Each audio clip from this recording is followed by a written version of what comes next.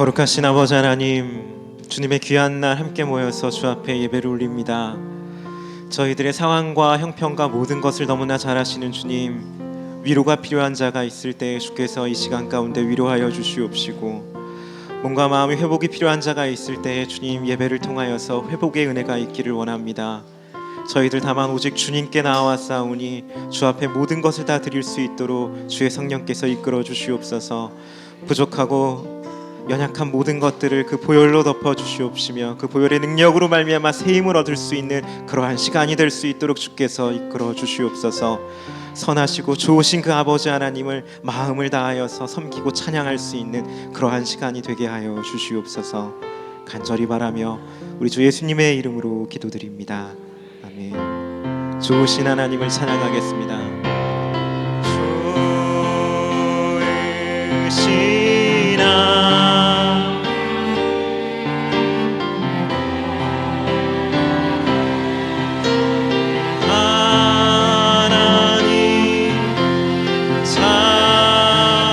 좋으신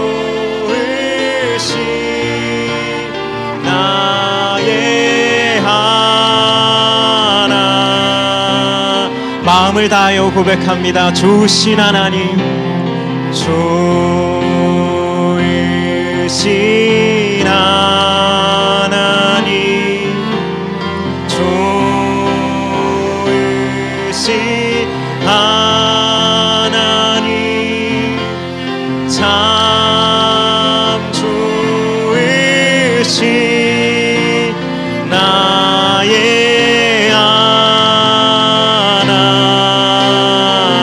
우리의 기도를 응답해 주시는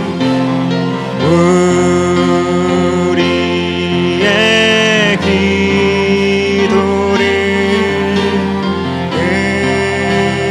응답해 주시는 참 좋으신 나의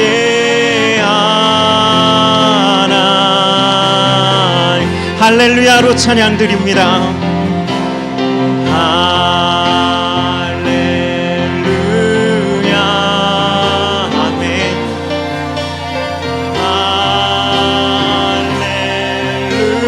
할렐루야,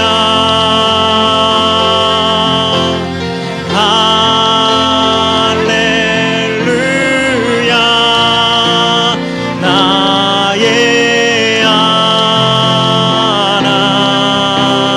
할렐루야, 할렐루야,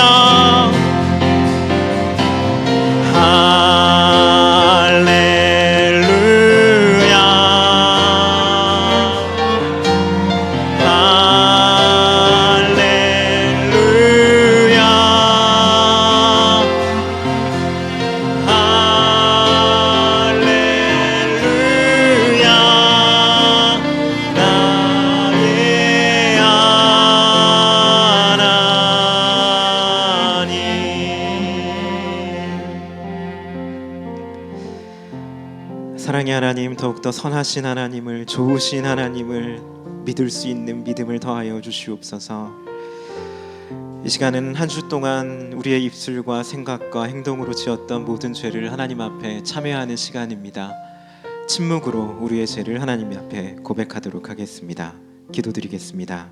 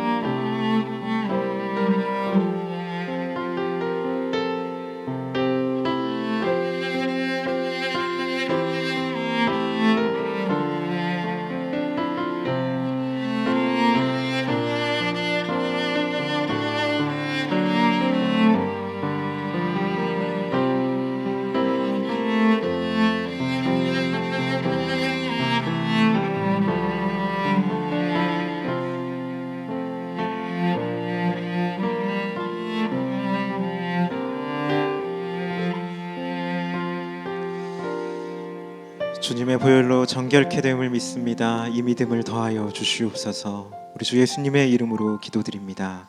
아멘.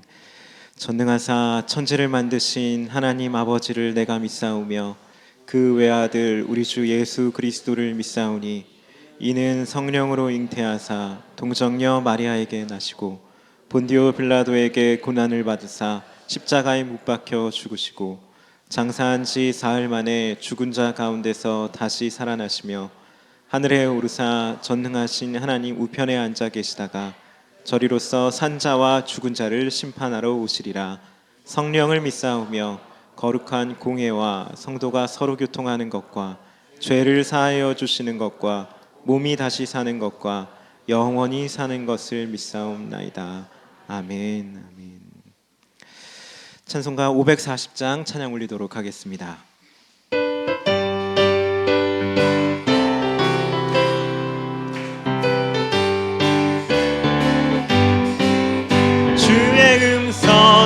내가 들으니 사랑한단 말일세.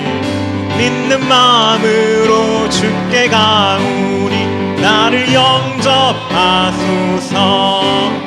내가 매일 십자가 앞에 더 가까이 가오니 굳세 주의 흘린 보배 피로써 나를 정케 주여 넓으신 은혜 베푸사 나를 받아주시고 나의 품은 뜻 주의 뜻같이 되게 하여 주소서. 아멘. 내가 매일 십자가 앞에 더 가까이 가오니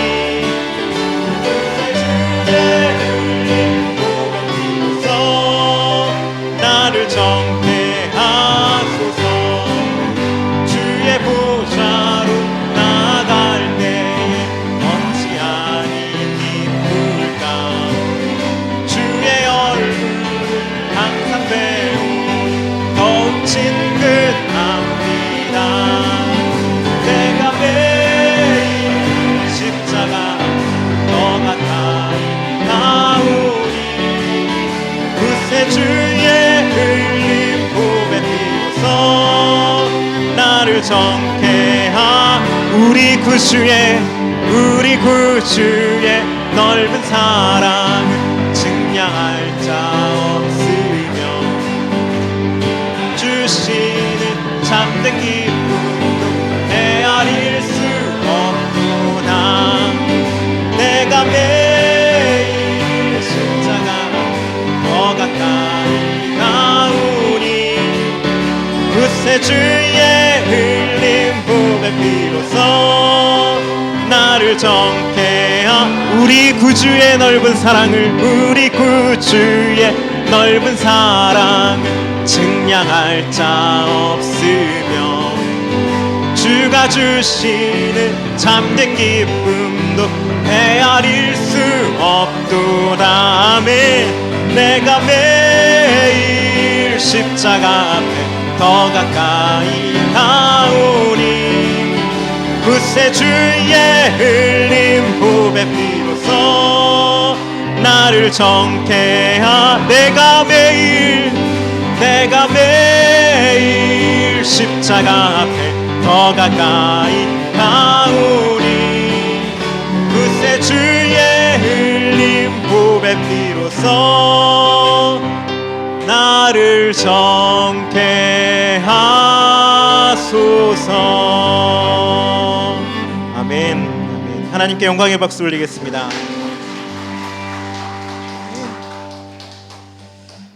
이 시간 광고 보도록 하겠습니다. 광고 나누기 전에 좌우 앞뒤 옆 사람에게 서로 인사하도록 하겠습니다. 하나님께서 당신의 기도를 들으셨습니다. 인사하겠습니다. 또 한 번 인사하겠습니다. 하나님의 응답이 이미 주어졌습니다. 하나님의 응답이 이미 주어졌습니다. 아멘. 아멘. 네, 광고 보도록 하겠습니다. 광고 2번입니다. 주일 예배를 허락하신 하나님께 감사를 드립니다. 네, 3번입니다. 교회 등록을 원하시는 분은 새가 신자 카드를 작성하셔서 교육자에게 주시기 바랍니다. 등록하신 분은 3주간의 새가족 교육 후 편성이 됩니다. 네, 4번 한번 눈으로 읽어봐 주시면 되겠습니다. 5번 한번 같이 읽어보도록 하겠습니다. 5번 함께 읽겠습니다.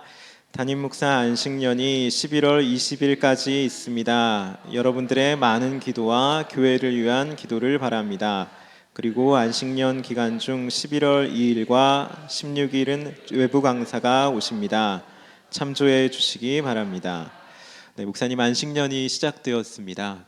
보통 안식년은 좀 길게 갔는데 좀 짧게 이렇게 가지게 되셨는데 안식년 기간 가운데 목사님을 위해서 또 교회를 위해서 많은 기도를 부탁드립니다. 6번도 한번 같이 읽어보겠습니다. 6번입니다. 담임 목사 안식년 기간 중 모든 성도님들은 주님 주신 책임의 자리에서 최선을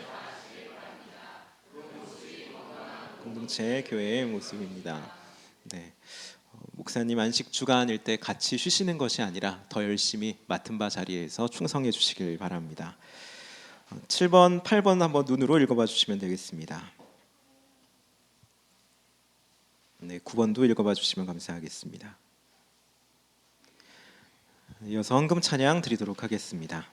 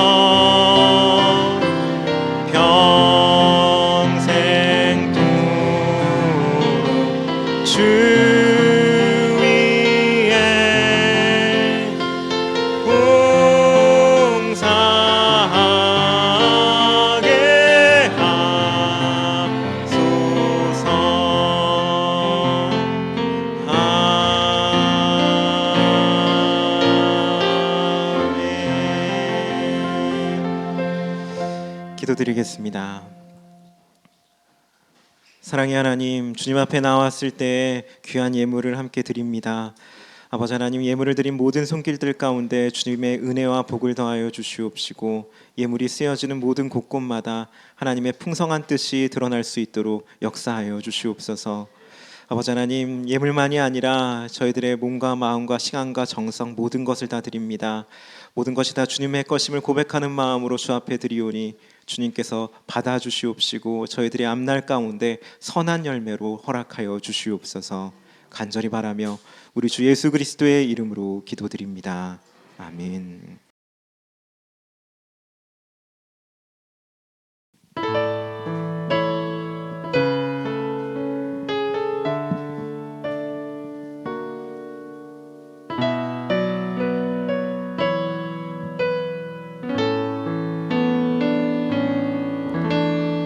은혜로 날 보듬으시고 사랑으로 품어주셔도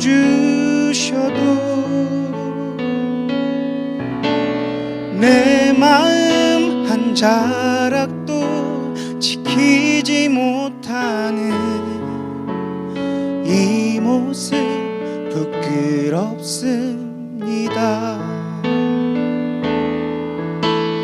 따스한 곁을 내어주신 주님 앞에 나아갑니다.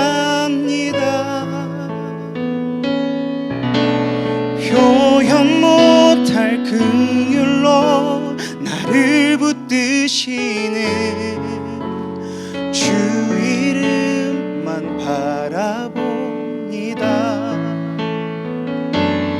매일 마주한 슬픔을 견뎌나가며 주 예수의 마음을 닮아 가네.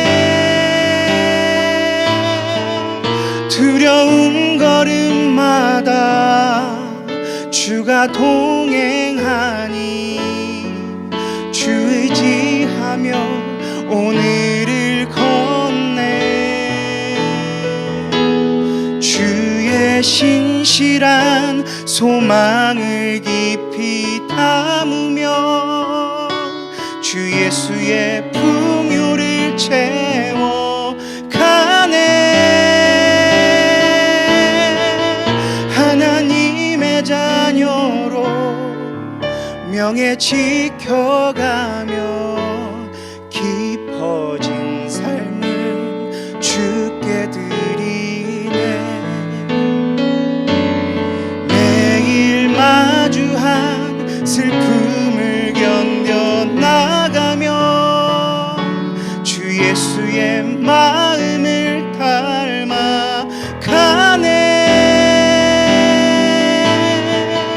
두려운 걸음마다 주가 동행하니 주 의지하며 오늘을 걷네. 주의 신실한 소망을 깊이 담으며 주 예수의 풍요를 채워 가네.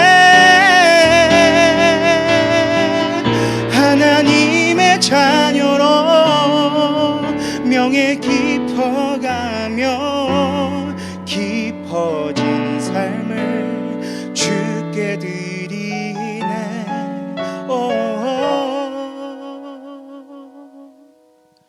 깊어진 삶을 주께 드리네.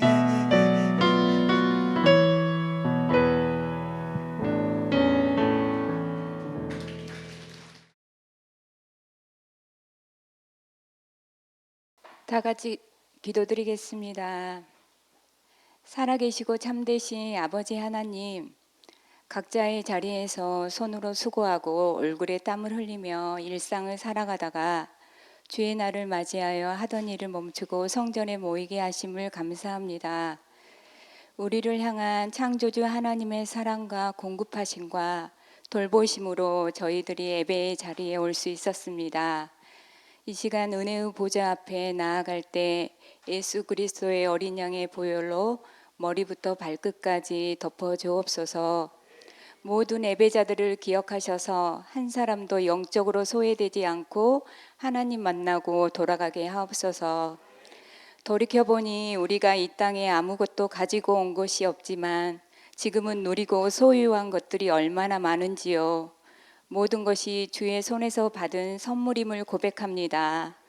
추수의 계절을 보내면서 하나님을 향한 감사가 더 깊어지고 더 많아지게 하옵소서. 아버지 하나님, 나라를 생각합니다. 조선이라는 땅에 와서 이곳에서 잠드신 많은 선교사들과 믿음의 선조들의 헌신으로 새롭게 세워진 나라입니다. 음란으로 더럽혀지지 않고 성결한 나라, 거룩한 나라가 되게 하셔서 선하고 의로운 길로만 가게 하옵소서. 사당동 이 언덕에 우리 교회를 심어주시고 옮기지 않게 하시니 감사합니다. 의인이 형통할 때 온 성읍이 즐거워한다고 하셨사오니 교회의 번영을 통해 주변이 함께 기뻐하게 하시고 더욱 아름다워지게 하옵소서. 안식 기간을 보내고 계시는 목사님, 사모님 두 분을 주의 깃으로 덮으시고 주의 날개 아래 쉬게 하옵소서. 건강한 모습으로 돌아오셔서 올해의 남은 사역도 넉넉히 감당하시게 하옵소서.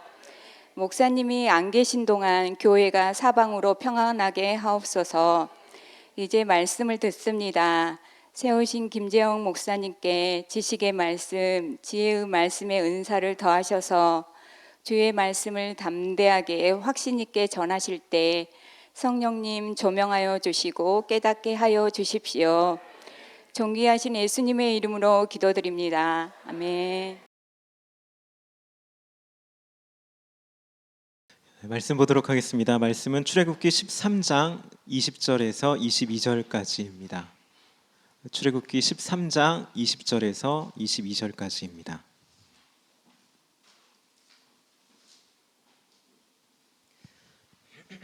(13장) 20절에서 22절까지 한 절씩 교독하도록 하겠습니다. 제가 먼저 읽겠습니다. 그들이 숲곳을 떠나서 광야 끝 에담의 장막을 치니 여호와께서 그들 앞에서 가시며 낮에는 구름 기둥으로 그들의 길을 인도하시고 밤에는 불 기둥을 그들에게 비추사 낮이나 밤이나 진행하게 하시니. 함께 읽겠습니다. 낮에는 구름 기둥 밤에는 불 기둥이 백성 앞에서 떠나지 아니하니라. 아멘. 기도드리겠습니다. 살아서 역사하시는 아버지 하나님, 말씀을 듣고자 합니다. 듣는 귀를 열어주시옵시고 부드러운 마음을 허락하여 주셔서 이 말씀이 저희들의 믿음 가운데 유익함이 있을 수 있도록 주의 성령께서 역사하여 주시옵소서. 한마디의 말씀으로도 사람을 살리는 것을 믿사오니 주의 성령께서 역사하여 주시옵소서. 간절히 바라며 우리 주 예수님의 이름으로 기도드립니다. 아멘.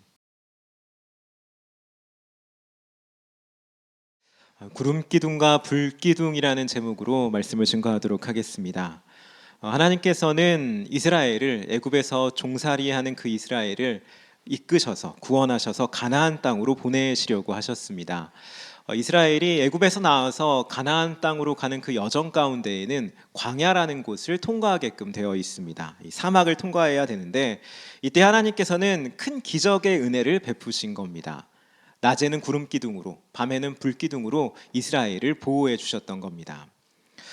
이때 여기서 보통 구름 기둥, 불 기둥이다라고 말을 하면 이게 무슨 동화 같은 이야기냐라고 생각을 하실 수도 있는데 우리가 하나님을 창조주요, 전능하신 분이다라고 그렇게 믿고 고백을 한다라고 하면은 성경에 기록된 모든 사건들을 실제로 있었던 일로, 역사적 사실로 우리는 믿을 수 있어야 한다라는 것입니다.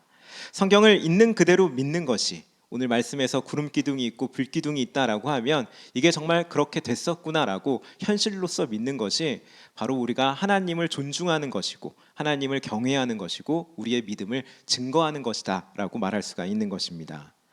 그렇게 구름 기둥, 불 기둥이 이게 어떻게 말이 되냐, 이게 어떻게 과학적으로 성립이 되냐, 이건 말이 안 된다, 이렇게 생각할 것이 아니라 전능하신 하나님께서 이러한 역사를 이끄셨구나, 이러한 은혜를 베푸셨구나라고 생각하면서 이것을 그냥 받아들일 수 있어야 할 것입니다. 이 믿음 생활이라고 하는 것이, 예수님을 믿는다라는 것이 때로는 나의 상식도, 나의 경험도, 나의 판단도 다 내려놓을 그럴 필요가 있다라는 것입니다. 이미 성경을 잘 믿고 계신 분들은 이 믿음을 더욱더 굳건하게 잘 지키시면 될 것이고, 여기에 대해서 약간의 의아함이 있고 의구심이 있다라고 하시는 분이 있다면 하나님을 경외하는 마음으로, 하나님을 존중하는 마음으로 이건 역시 믿음으로 받으시길 소망합니다. 이 구름 기둥과 불 기둥이 어떤 모양으로 나타났느냐에 대해서는 정확한 묘사가 나와 있지 않기 때문에 정확한 설명이 좀 어렵습니다. 그런데 대체적으로 이제 얘기를 하는 것은 말 그대로 이스라엘 선두 쪽에 구름이 기둥처럼 이렇게 서 있었다라고 보고 있습니다. 그리고 하늘과 닿은 그 기둥에서부터 구름이 계속 퍼져나가서 이스라엘이 거하고 있는 온 하늘을 덮은 모습으로 그렇게 보고 있는 것입니다. 낮에는 이 구름 기둥이 광야의 그 찌는 듯한 더위에서 이스라엘을 보호해 주는 것이고, 밤에는 이 구름 기둥이 불 기둥으로 변하여서 이 광야의 추위에서 이스라엘을 보호해 주게 된다라고 볼 수 있습니다. 이런 구름 기둥과 불 기둥의 은혜는 분명하게 놀라운 하나님의 기적의 역사다라고 할 수가 있습니다. 이건 두말할 것이 없이 완벽한 기적이고 하나님의 은혜다라고 말할 수가 있는 겁니다. 그런데 여기서 한 가지 생각해 볼 것이 있습니다. 어떤 것이냐? 이스라엘 입장에서 이 구름 기둥과 불 기둥의 은혜는 뭔가 많이 아쉬운 기적, 아쉬운 은혜다라고 할 수가 있다라는 겁니다. 무엇이 아쉬우냐? 하나님께서 이 구름 기둥과 불 기둥의 은혜를 주신 것은 이스라엘이 광야에서 딱 살 수 있을 만큼만, 생존할 수 있을 만큼만 허락하신 은혜이기 때문에 이들의 입장에서는 조금 아쉽다라고 할 수가 있는 겁니다.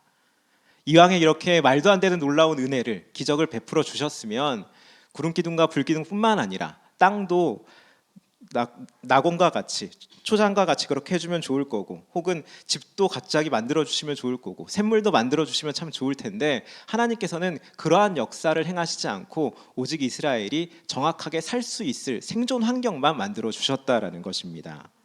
그래서 이스라엘은 이 광야 생활 가운데에서 더위와 추위에 대한 걱정은 안 할 수 있었지만 그들은 나름대로 성실하게 자신의 일상의 삶을 감당해야만 했습니다. 집을 짓기 위해서, 텐트를 치기 위해서 열심히 노력을 해야 했던 것이고, 물을 기르기 위해서 노력을 해야 했던 것이고, 또한 가축을 가지고 나온 사람이 있으면 그 가축을 먹이기 위해서 힘써서 애써서 생활을 해야 했다라는 것입니다. 즉 이스라엘은 하나님께서 베푸신 놀라운 은혜의 기적을 분명하게 누리면서 살았지만 그와 동시에 본인들도 노력하고 성실히 살아야 하는 그러한 삶을 감당해야 했다라는 것입니다. 하나님의 기적 안에서 인간의 노력이 함께하는 삶, 이것이 광야의 삶이었다라는 것입니다.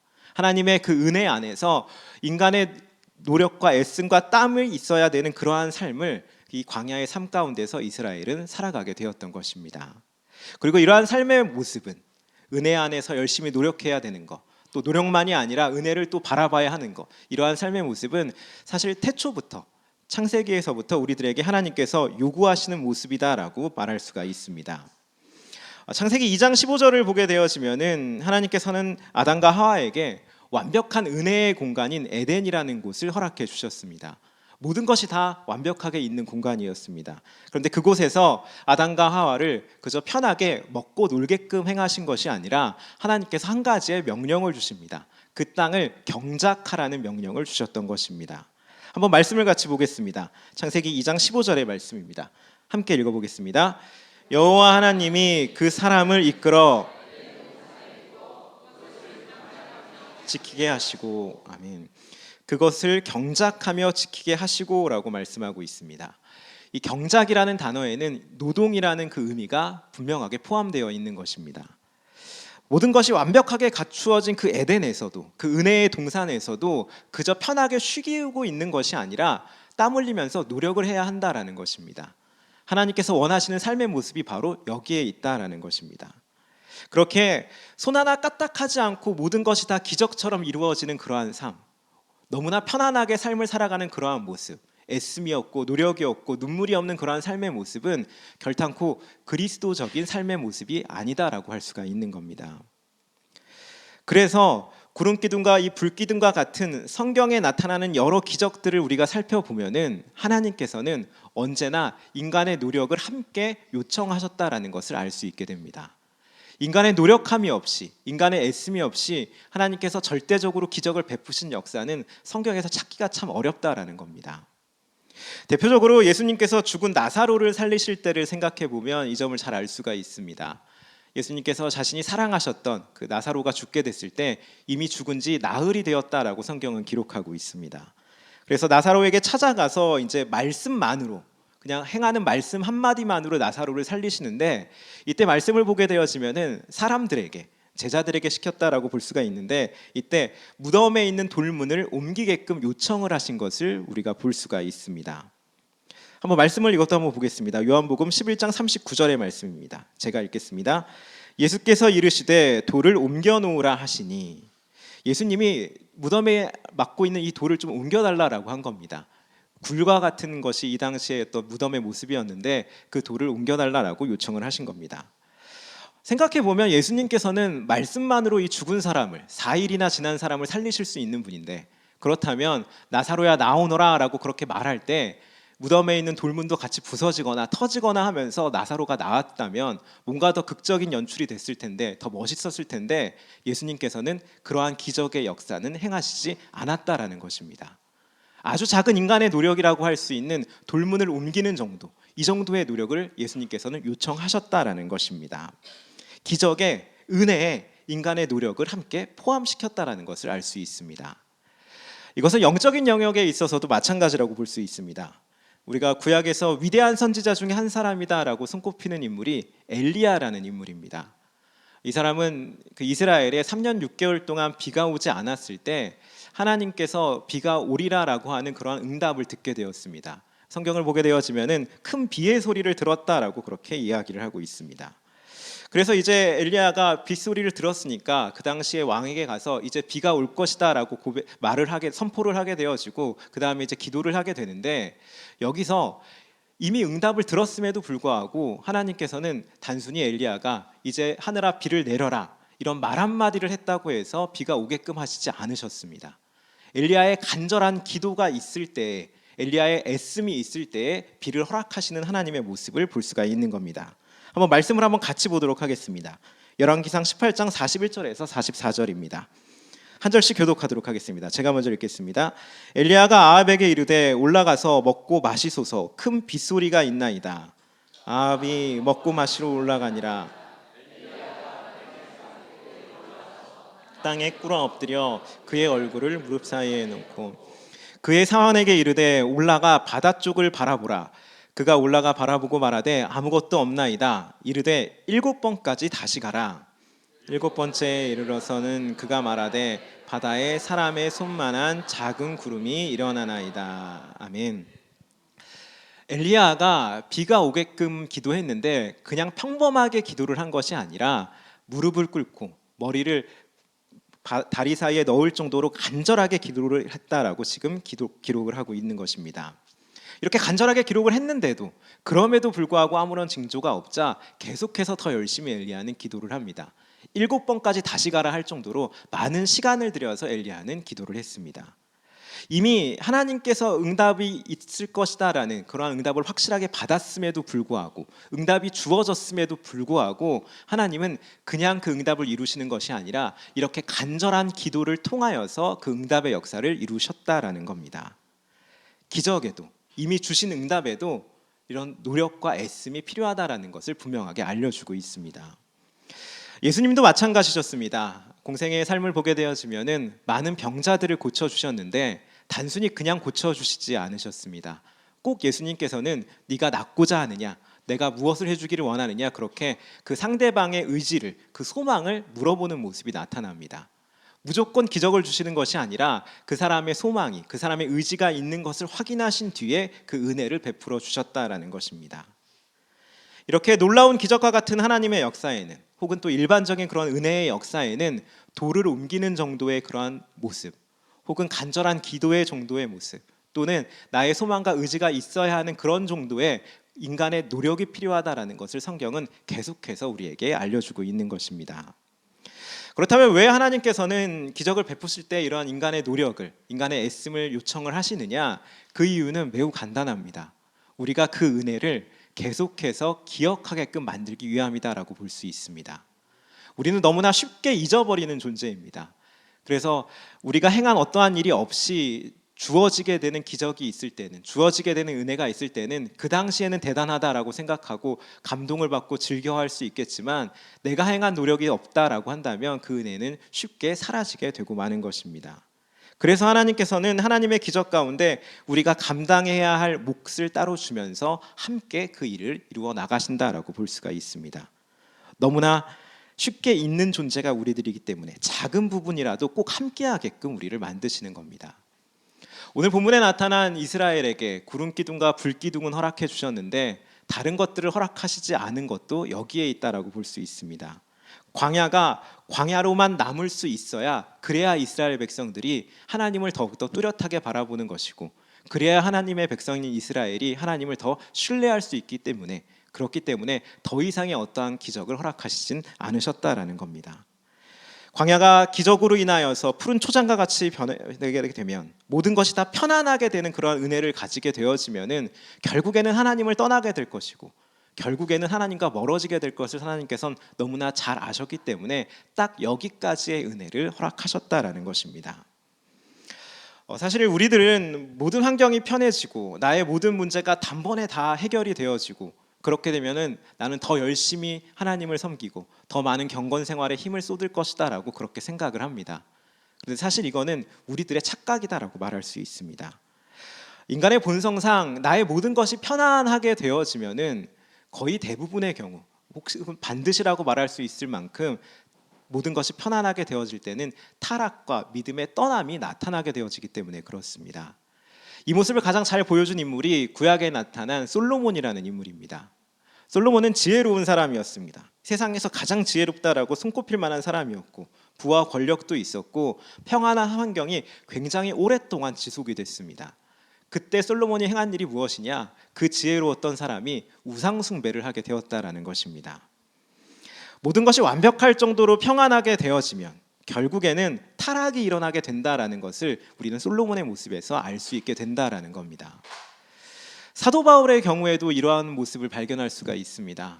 바울은 정말로 믿음을 가지고 모든 힘을 다하여서 예수님을 위해서 삶을 살았던 사람인데, 이 사람이 복음 전파에 방해가 되는 자신의 육신의 가시를 좀 고쳐달라라고 하나님 앞에 3번이나 열심히 간구를 했다라고 말하고 있습니다. 그런데 하나님께서 그 가시를 그냥 품고 있어라라는 응답을 주신 겁니다.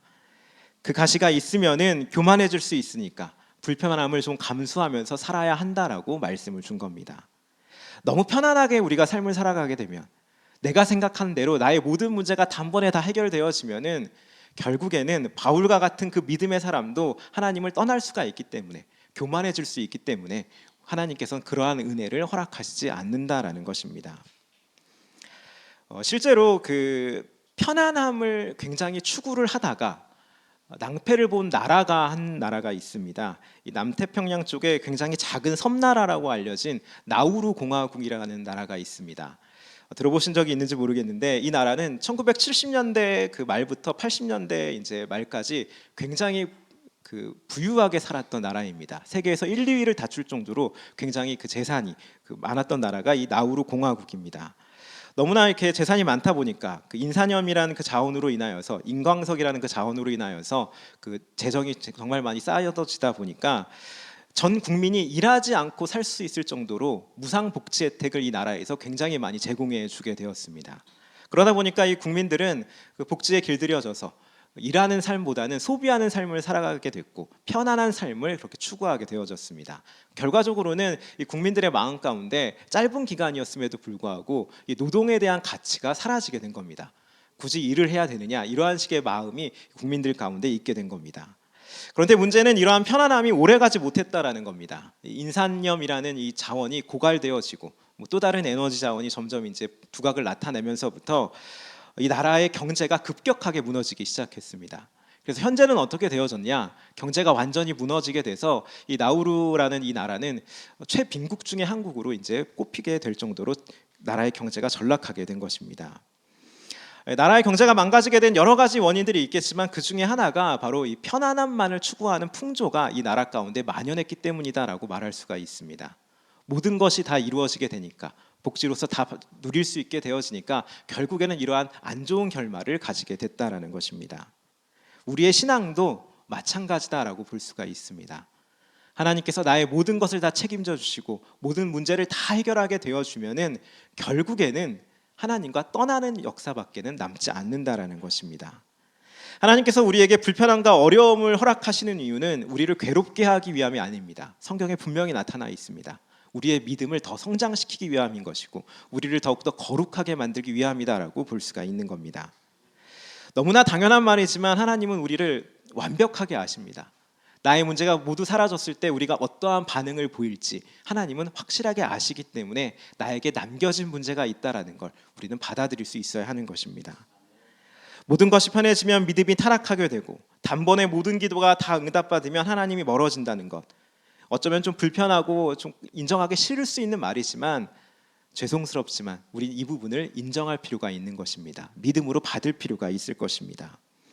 그렇게 우리가 기억해야 할 것은 이것입니다. 하나님께서는 우리에게 평강을 주시는 것이지 우리의 편안함을 주시는 분이 아니다라는 것, 이것을 우리는 반드시 기억할 필요가 있습니다. 우리의 삶이 편안하게 되어지는 것, 여기에 대해서 하나님은 큰 관심을 두시지 않습니다. 다만 하나님의 관심은 어떤 것이냐? 우리의 삶이 평강이 있고 기쁨이 있고 감사가 있는 것, 여기에 대해서 하나님은 가장 큰 초점을 가지고 우리를 바라보신다라는 겁니다. 광야의 이스라엘 백성들은 이런 사실을 몸소 체험했습니다. 하나님의 역사인 그 구름 기둥과 불 기둥을 보면서 이들은 마음의 평강을 얻었습니다. 하나님이 정말로 함께 하시는구나, 우리를 떠나지 않구나, 여기에 대한 분명한 믿음을 가졌던 겁니다. 그런데 이러한 믿음이, 이러한 평강이 생활의 편안함으로까지는 이어지지 않았습니다. 그래서 이들은 열심히 일을 해야 했습니다. 집을 지어야 했고 물을 먹어야 했고 여러 가지의 일들을 하나씩 감당해야 했다라는 것입니다. 그러므로 우리들은 우리가 살면서 끊임없이 겪게 되는 이러한 여러 가지 어려움들을 우리의 믿음을 지키도록 해주시는 하나님의 지혜다라고 여길 필요가 있을 것입니다. 이것을 분명히 믿음으로 받을 수 있어야 하는 겁니다. 또한 동시에 하나님으로부터 우리의 문제거리를 그냥 놔두는 것이 아니라 단번에가 아니라 하나씩 해결받을 필요도 있을 겁니다. 하나씩 기도함으로 나아가서 그 문제를 해결받거나 혹은 사도 바울과 같이 육신의 가시다라고 그렇게 응답을 받아서 그 문제를 품고 있게 되는 그러한 응답을 우리는 가질 필요가 있다라는 것입니다. 하나님은 편안함이 아니라 우리의 평강을 허락해 주시는 분이다라는 것을 기억하시면서 삶의 여러 가지 문제들을 하나씩 해결해 가시는 그러한 성도님들이 되시기를 간절히 소망합니다. 구름기둥과 불기둥을 보면서 알아야 할 또 한 가지의 내용은 이 구름기둥이 이스라엘의 가고섬을 알려주는 그러한 사인이 되었다라는 것입니다. 가고섬을 알려주는 이정표가 된 것이 구름기둥이었다라고 말씀을 하고 있습니다. 민수기 9장 17절의 말씀을 한번 같이 보도록 하겠습니다. 함께 읽겠습니다. 구름이 성막에서 구름이 머무는 곳에 이스라엘 자손이 진을 쳤으니 아멘. 구름을 따라서 이스라엘이 머물기도 하고 이제 행진을 했다라고 말씀을 주고 있습니다. 이스라엘이 구름을 이정표 삼아서 이렇게 따르는 삶을 살았는데 이 삶이 결코 쉽지만은 않았을 겁니다. 자신의 어떤 의사와 상관없이, 자신의 기분과 상관없이, 자신의 생각과 판단과 상관없이 무조건 구름이 움직이면 같이 떠나야 했던 겁니다. 또 구름이 머무르면 그곳이 어떠한 곳이든지 간에 거기에 머물러야 했다라는 것입니다. 이러한 생활이 그래서 결코 쉽지는 않았을 것입니다. 내 마음과 내 기분과는 전혀 상관없는 그러한 신호에 맞춰서 이동하고 멈추기를 반복해야 하니까 고된 훈련이었다라고 볼 수가 있습니다. 또한 이것은 선택권도 없습니다. 만약에 나는 여기가 좋다라고 생각을 해서 구름이 떠나가게 되는데 여기에 남게 되어지면은 구름기둥과 불기둥의 보호를 받지 못하기 때문에 광야에서는 죽을 수밖에 없게 된다라는 것입니다. 그래서 하나님께서 시키는 대로 행하는 그러한 삶을 살아야 했다라는 것입니다. 이런 광야의 생활 방식을 하나님께서 여전히 우리들에게 원하시고 있습니다. 하나님께서 행하란 대로 행하는 것, 하지 말라는 걸 하지 않는 것, 이러한 삶의 방식이 우리에게 여전히 요청되고 있다라는 겁니다. 이스라엘에게는, 그 과거의 이스라엘에게는 구름기둥과 불기둥이 분명히 보여지는 사인으로서 이러한 삶을 살아갈 수가 있었는데, 그렇다면 지금 우리들은 어떠한 모습으로 어떠한 것을 사인으로 삼아서 하나님께서 행하시는 것을 하고 하지 말라는 것을 하지 않아야 하느냐? 하나님께서 우리에게 구름기둥과 불기둥처럼 동일하게 사인으로 주신 것이 있습니다. 그것이 바로 성경과 교회입니다. 성경과 교회를 이정표 삼아서 성경에서 하란 것을 하고 하지 말란 것을 하지 않아야 하고, 또 교회를 이정표 삼아서 교회에서 행하자라는 것을 행하고 교회에서 하지 말자는 것을 하지 않을 때, 그때 우리는 이 광야의 삶과 같은 하나님께서 기뻐하시는 삶의 모습을 살 수 있게 된다라는 겁니다. 다 같이 한번 따라해 보겠습니다. 성경과 교회가 이정표입니다. 성경과 교회가 이정표입니다. 성경과 교회가 구름기둥과 불기둥처럼 우리의 삶을 이끌어주는 것입니다. 성경이 우리 생활의 기준이다라는 것은 말할 필요가 없습니다. 하나님의 말씀이기 때문에 여기에 나온 대로 우리는 삶을 살아야 할 것입니다. 교회가 왜 우리의 이정표가 되어지느냐? 교회는 예수님이 머리시기 때문에 그렇습니다. 이 교회를 통하여서 우리가 하나님을 배우게 되기 때문에, 이 교회를 통하여서 교우들과의 관계를 통하여서 나의 신앙을 계속해서 성장시킬 수 있기 때문에, 잘못된 부분이 있다면 바로 잡을 수 있기 때문에 이 교회라는 곳은 울타리가 되어지기 때문에 우리의 이정표가 된다라고 말할 수가 있습니다. 그렇게 교회의 방향과 함께 발맞춰서 실제의 생활을 함께 해나가는 것, 이것이 가장 안전하게 우리의 신앙생활을 할 수 있는 비결이다라고 볼 수가 있습니다. 교회와 상관없이 신앙생활을 할 수 있는 사람들이 있습니다. 그런데 안전하지 못합니다. 교회와 함께 신앙생활을 하게 되어지면은 하나님께서 가장 기뻐하시고 가장 안정적으로 우리는 신앙생활을 행할 수 있게 된다라는 것입니다. 지금도 여전히 하나님께서는 우리들에게 성경 말씀과 교회를 통하여서 우리의 가고섬을 이끄신다라는 것, 이 점을 기억하시는 성도님들이 되시길 바랍니다.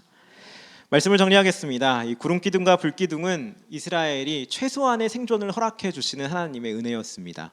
더 이상 어떤 은혜를 허락하시지 않은 것은 은혜를 잊어버릴 수 있기 때문에, 그렇기 때문에 더 이상의 은혜는 허락하지 않으셨습니다.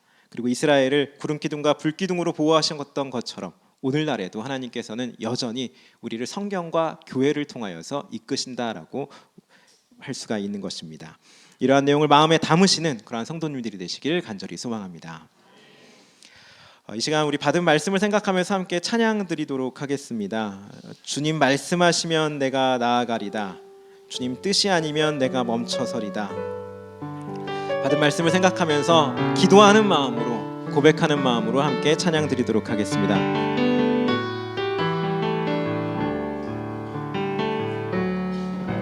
주님 말씀하시면 내가 나아가리다. 주님 뜻이 아니면 내가 멈춰서리다. 나의 가고 서는 것 주님 뜻에 있으니 오 주님 나를 다시 한번 마음을 다해 고백합니다. 주님 말씀하시면, 주님 말씀하시면 내가 나아가리다. 주님 뜻이 아니면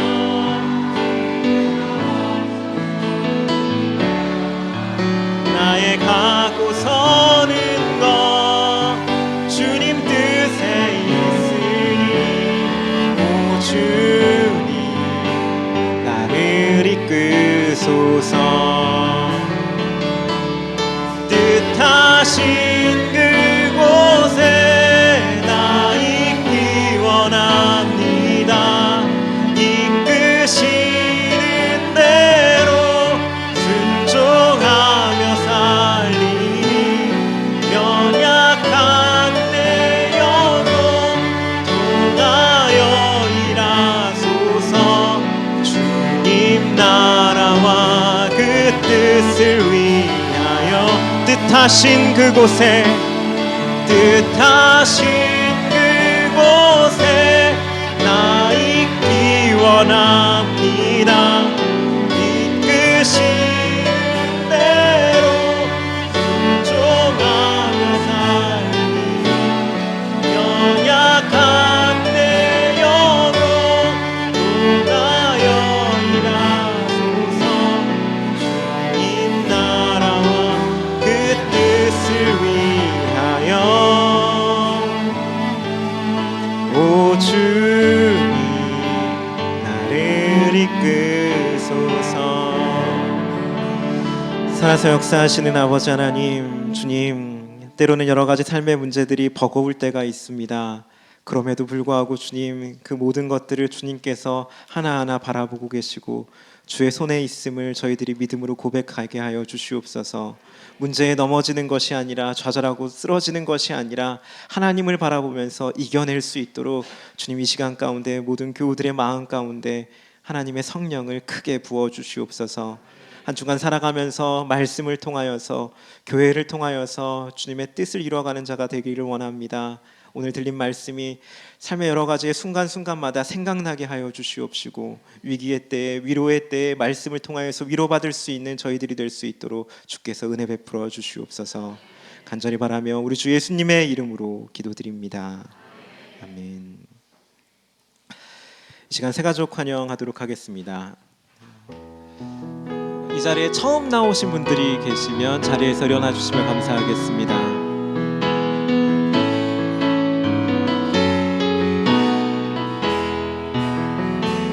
안 계시면 서로를 향하여서 축복하겠습니다. 당신은 하나님의 언약 안에 있는 축복의 통로, 당신을 통하여서 열방이 주께 돌아오게. 당신은 하나님의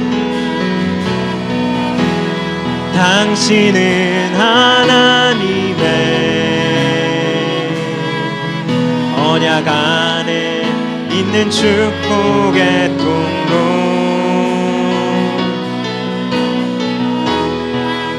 당신을 통하여서 열방이 주께 예배하게 되리. 아멘. 하나님께 영광의 박수 올리겠습니다. 아멘. 이 시간 다 같이 일어나셔서 선한 능력으로 함께 결단하는 마음으로 찬양 올리겠습니다.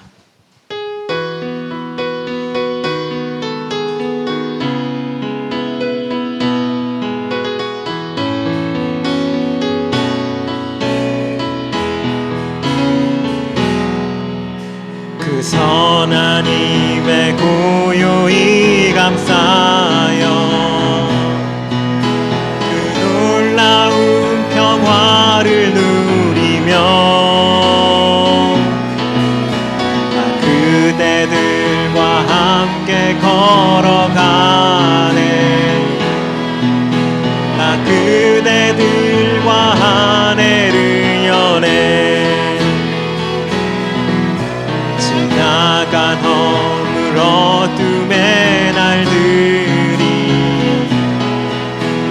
무겁게 내 영혼 짓눌러도 오 주여 우릴 외면치 마시고 약속의 구원을 이루소서. 아멘. 그 선한 힘이 우릴 감싸시 믿음으로 일어날 일 기대하네. 주 언제나 우리와 함께 계셔 하루 또 하루 하늘 새로 주께서 밝히신 작은 촛불이 어둠을 헤치고 타오르네. 빛에 우리 모두 하나 되어 우리에 비추게 하소서. 아멘 아멘. 선한 힘이 우릴 감싸시 믿음으로 일어날 일 기대하네. 주 언제나 우리와 함께 계셔 하루 또 하루간 그 선한 힘이 우리를 감싸시니 선한 힘이 우릴 감싸시니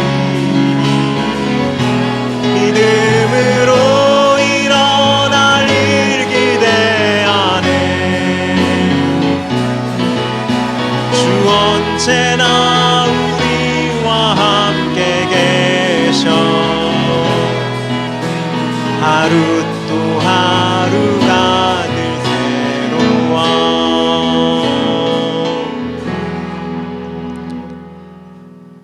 지금은 우리 주 예수 그리스도의 은혜와 하나님의 지극하신 사랑하심과 성령님의 위로 감화 감동 역사하심이 은혜 안에서 성실히 삶을 살아가며 성경과 교회의 울타리 안에 거하기로 작정한 모든 성도들의 머리 위에 가정과 그 일터 위에 지금부터 영원토록 함께 하시길 간절히 축원하옵나이다.